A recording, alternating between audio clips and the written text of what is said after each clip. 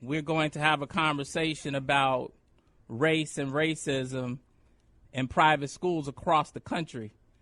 I don't know why. I feel a little bit naive because I was actually surprised. I was kind of shocked because I just didn't imagine, one, I just didn't imagine that racism in the way that it was described in this article was being played out in private schools, because I would expect that black kids of today would have a much different reaction than perhaps the reaction was in the 60s and the 70s, even in the 80s. I mean, I know my own experience with racism. Now, I did not attend a private high school. I did attend a public high school, but it was fraught with racism because at that time we were like the second generation of black kids being bussed into this all white Lily, 99%. It was one black dude. It was one black family in the entire community of Tinley Park. I'm calling Tinley Park out. It was one black family in Tinley Park, and then 10% of us black folks, we were being bussed in to attend Tinley Park Public High School. But in any event, we have on the line Mr. Dr. Umar Johnson. How are you, sir? Welcome to the show. Good morning, sir. Yes, sir. Nice to speak to you again. So before I get going on that subject, and I know you have a lot to say, I'm going to slow it down a bit and just ask you what's going on with you. Well, how are you doing? All is well. All is well with me. We're in the process of renovating the Honorable Marcus Garvey Elementary School building that we purchased last year in Wilmington, Delaware, getting one step closer to my dream of opening up America's first all-male African-American school based on the principles of Marcus Garvey's philosophy and international economics. Nice. That's nice to hear. So what had happened was an article came out, and it was written by some former students. I don't know that students and alums. And they reported various incidents of racism that happened in particular at a school called the Latin School of Chicago, a very prominent private high school in Chicago. And again, what was surprising to me is that other students at other prominent private high schools reported similar behavior. An example, in the article, one guy was like, a white dude and white kids are just straight up calling them. I'm like, what? So first off, I know we'll talk about the institutional side of this. Of course, it raises the question of to what extent is this institutionalized? And then we can also talk about sort of the racism at its individual level and, as a social construct, because these kids are getting it from somewhere, So let's start at the institutional level. From an institutional level, Dr. Johnson, is there something that exists with respect to racism in private schools or the public school system that we should be aware of? Absolutely. We first need to keep in mind that the largest period of white private school growth and explosion in this country took place between the years of the 1954 Brown versus Board of Education Supreme Court desegregation decision and the creation of federal special education. So from 1954 to 1974, more white private schools were built in America than during any other time. And that was because white people wanted to keep their children away from ours. So once desegregation took place and then busing took place after that, white folks, even poor white folks, took their pennies and scrapped them up to send their children to all-white schools. So part of the hostility children face who attend predominantly white private schools is due to the fact that you're not supposed to be here. This is supposed to be a haven for white kids where white privilege can flourish. And more than that, your parents are not even supposed to be able to afford the tuition. Yeah, it's the audacity. Now that you say that, it is coming to mind to me. It's resonating for me. It's the same sort of the same construct as it would be in a neighborhood. You know what I mean? They're always, you know, you're going to get that curious look like, how are you in the same building with me? You know, at the dealership, how are you driving the same car as me? Absolutely.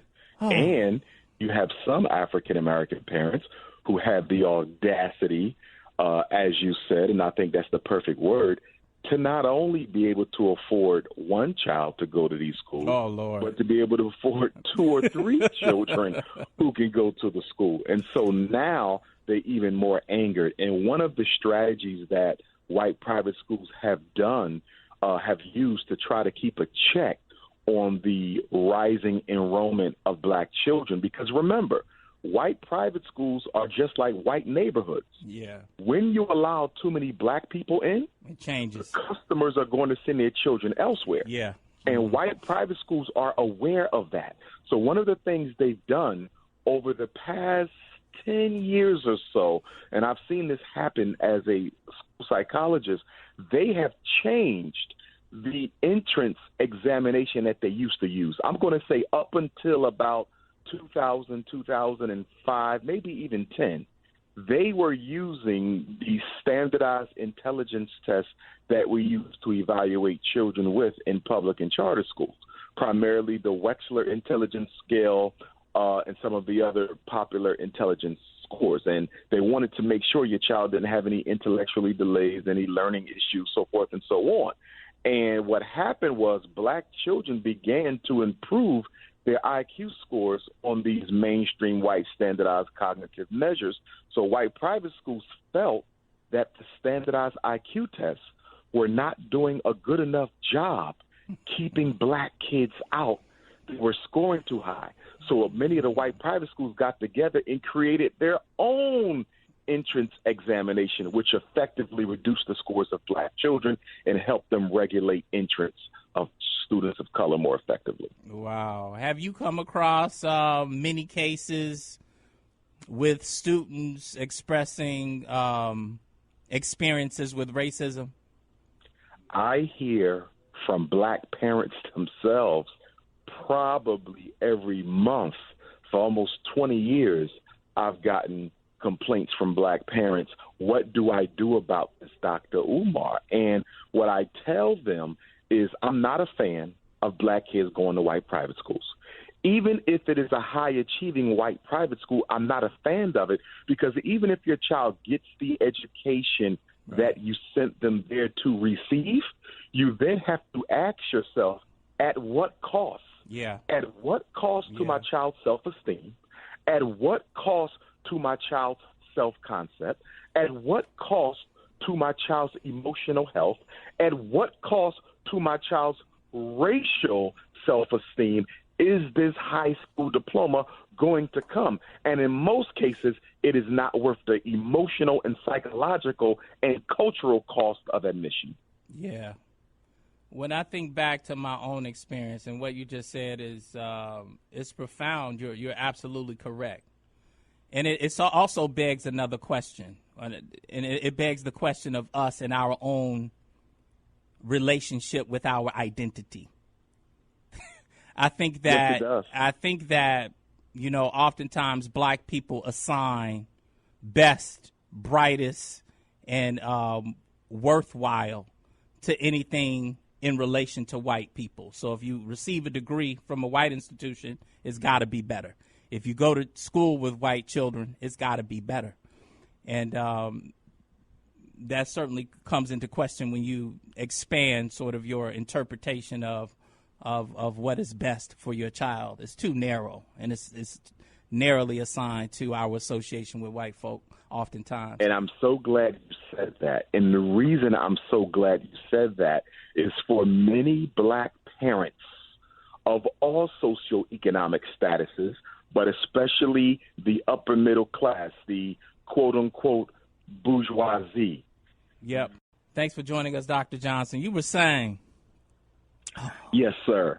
I was saying that for many of our black parents, sending their children, as you said, to white private schools is done as a token of ego gratification. It is a badge of honor that they use as part of their bougie social portfolio, so they can brag about it and talk about how their kids go to this white private school. And in many cases, they do so against the best interests and will of their students. A lot of our children do not want to be at those schools, but in order to make the parents, quote unquote, look better in the eyes of other black people and white people, they're forced to attend anyway. Yeah.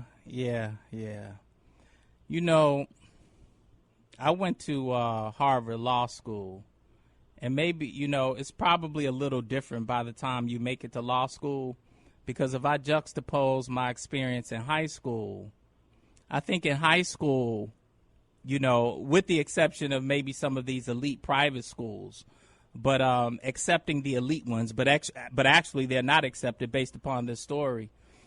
You know, you're still an undefined Negro. You're not an exceptional Negro yet. You know what I mean? That's right. So now, you know, there's no distinction between you and your brothers. But then I think by the time I made it to law school, the climate changed, the culture changed. I didn't experience what I experienced in high school, although the years, I mean, if you look at the number of years, it's not that great. I mean, high school, you're 17.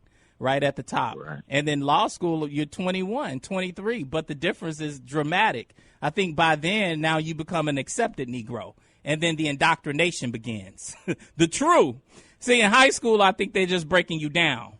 They're trying to get you to fit into the mold of, you know, who you are supposed to be, or more apt, who you are not supposed to be. And then Absolutely. if you make it past there, then I think once you make it to the master's degrees and the PhDs, then they say, well, okay, well, you've made it. You know, he's one of the best and the brightest of them. So then let's go ahead and assign him a position in our army. And I think that's what we're saying oftentimes. And I think that's also the underlying danger of us. And, you know, this, what is this indoctrination or institutionalization of inferiority that sort of opens us up to the manipulation that exists in these institutions that we have to be very careful about. You're absolutely correct. And what you are describing is a political reality. I'm an educator. You're even taught in principal school that the primary function of education is not to teach, but to select those individuals who will best help the American power structure continue its operation. You don't go to school to be prepared to be a doctor or a lawyer primarily. You go prepared. You go to be prepared so that you can be used to further the best interests of the American power structure. That's the first goal of education, to choose those who can maintain the system. The second goal is to socialize those who are not chosen in a manner where they will not disrupt the way the system is supposed to operate. See, when parents ask me, and you mentioned this earlier, the sad part about this whole white private school versus ghetto inner city school, that dichotomy that most black parents have to choose between and navigate, the disconcerting thing is the fact that we have enough money as a $2 trillion economy, African Americans. We have enough money to build independent schools that we control, that are operated by our people, where our children are taught by their own community. We can do that, but our children receiving the type of education in the comfortable environment that they need to receive it in is not a priority for black people. Our parents should not have to choose between whether my son got to duck bullets on the way to school or be forced to join a gang, or have to fight his way home, or have to deal with a racially hostile white teacher in the ghetto school, versus sending them to one of these white private schools where they're clearly going to feel like they're not wanted, not belong, called the N-word, ignored, treated as if they're only there because they're on a football or basketball scholarship. It is a bad decision for a black parent to have to make, and neither decision is a good one. There's going to be pros and cons with each, because the third decision, which is the independent, community-based black independent school that we should have in every city in America, doesn't exist because our priorities as a people are not in order. Yeah, I want to be very clear. What you just said may escape a few people, so I'd like to put it in context. It may be redundant for others, right? So my question was going to be, how do you reconcile those two things? So he said, on the one hand, the option seems to be the ghetto black inner city school, right? Or if it's not, let's take away that if it's too strong for somebody, not to appease, but just to be balanced. So maybe the educational requirements or challenge in many of our schools does not meet the capability of many of our students.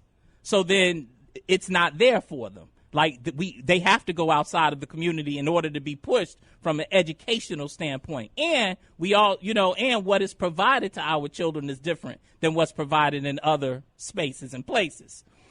So so the alternative to that is to go to a majority, which means white, private or public school outside of the community. And then you have the issues of race.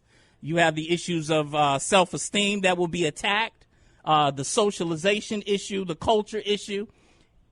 And then there's a downside to that. So you may be educated, but while you're being educated from a formal book standpoint, you're losing soul. Literally, Absolutely. You're losing Absolutely. soul. Hold on, and your soul. Oftentimes, Yes. right? Yes. So Dr. Johnson is saying, so then what next? You said it, but I need them to hear it. So what's our alternative to that? The alternative is for the black community to put its money together and build the independent schools that we control, where the curriculum is tailor-made to what our children need to learn, to what our children need to focus on, to what our children need to study post-high school. All black teachers for all black children with a curriculum that is tailor-made for their best interest. That's what we need to have. And guess what? There's no reason why we cannot have it. The only reason why we don't have those schools all over Chicago, all over New York City, all over Houston, all over Philadelphia, all over L.A., all over Atlanta is because black people do not see it as a priority. What I'm doing in Wilmington, Delaware, is what we're supposed to be doing everywhere. But black people don't love their children. I don't mean as individuals. I mean collectively as a community. We don't love our children enough to sacrifice our perm and weave money, sacrifice our Cadillac truck money, sacrifice our Air Jordan and Timberland and nightclub and vacation money to give them the educational reality that they desire. A $2 trillion people has no excuses for why they don't have enough independent schools for their children. Attorney Ernest B. Fenton on the line with me is Dr. Umar Johnson. We're talking about race and racism, the educational system, public school system versus private school system, indoctrination, institutionalization, black folk drinking white folk colder water, mamas marrying their daughters off to the highest bidders, black people flocking to corporate posts, seeking white acceptance. Really, I hate to break the bad news, really, that's what we're talking about.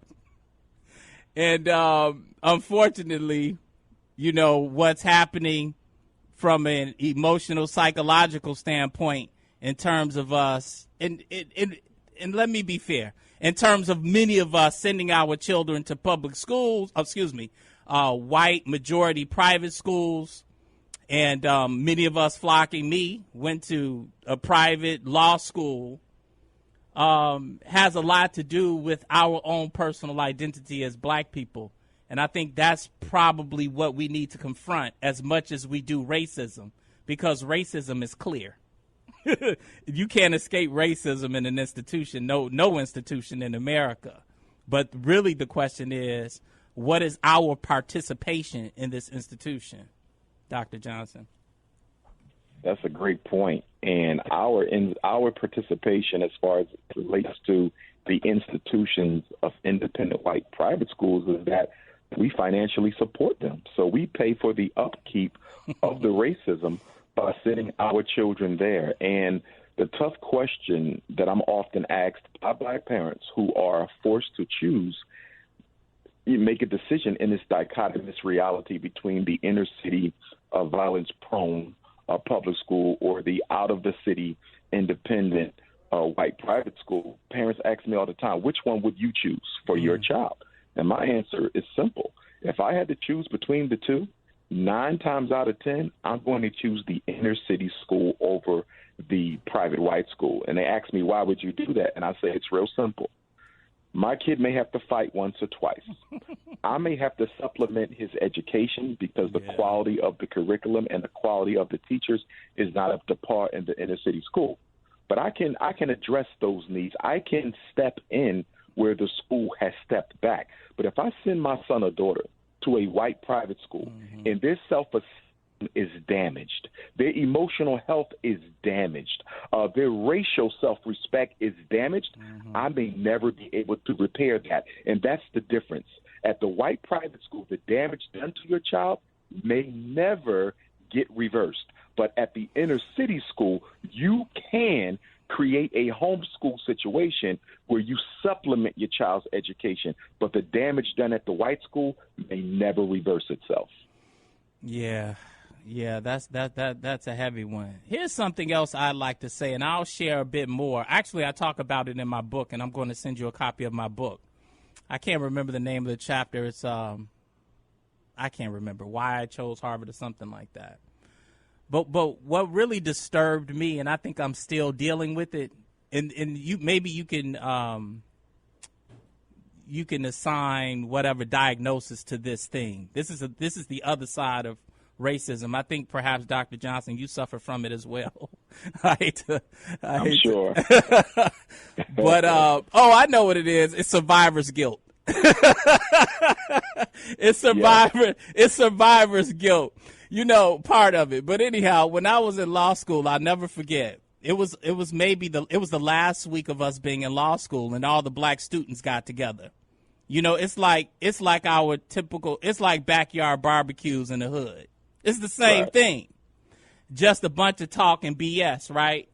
And we smack each other on the back and make ourselves feel good for just a short while. So upper crust Negroes do the same thing. We just call them meetings and, you know, book clubs and whatever else we call those. But anyhow, we were having one of those.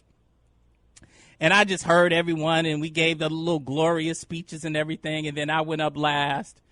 And then I just said, you know what? Essentially, I just said, just go make this count. Just make sure we don't disappear in these majority corporate boardrooms. Everybody here is going to go out and make some money. But that's the easy part. Go make something matter. Go make your life matter. And that's what hurts me about us. Forget the racism. See, I didn't experience, quote unquote, the racism per se, not on the face of the behavior, but it's institutionalized or it's perpetuated in that, and they don't have to at that level. They just assign you to a role, and we willingly run to that role in corporate America. That's why it bothers me when I hear, oh, she's the first vice president at this bank. I'm like, so?